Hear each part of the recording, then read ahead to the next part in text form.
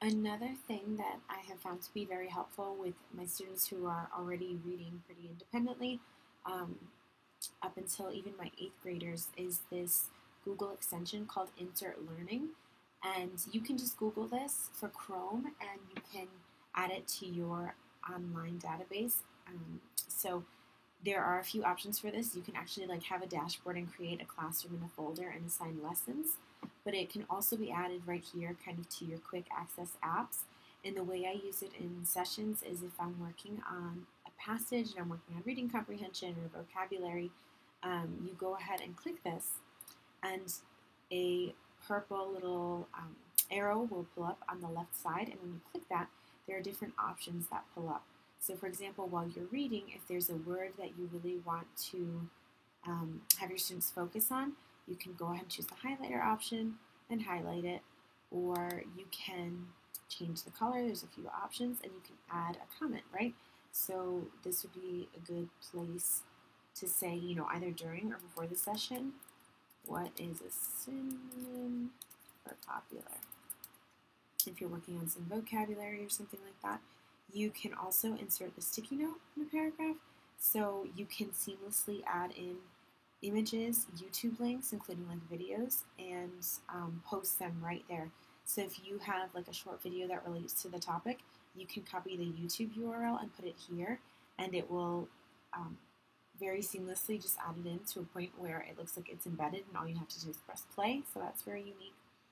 Another thing you could do is insert a question. So if you have a specific question that you would like to pose here for discussion or comprehension, you can post it. You can also choose from a bunch of different question stems that will help you kind of get that question started. And there's also a discussion feature depending on how many students you are working on with this. Some of these features are like more specific to if you're making it an assignment, but it's really quick and really easy to use. And my students just like how seamless it is, so that's a great option. A unique system to use is called Kami, and you can download it as an extension app through Google. So this is the logo. So you can just Google that and download it and add it to your app section if you're using Chrome. And this has similar annotation features to the Insert Learning tab I also showed, but you can open up from a lot of different places. So let's say I'm opening from my computer, I'm going to look for one of the documents I was working on earlier with one of my younger students, and you can upload all of it here. And even this shows some of the information that my student and I had annotated before we got started.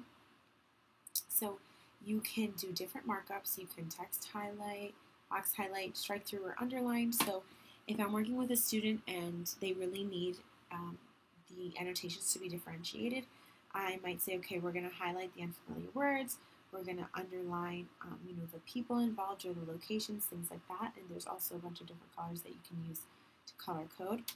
You can also make comments as necessary.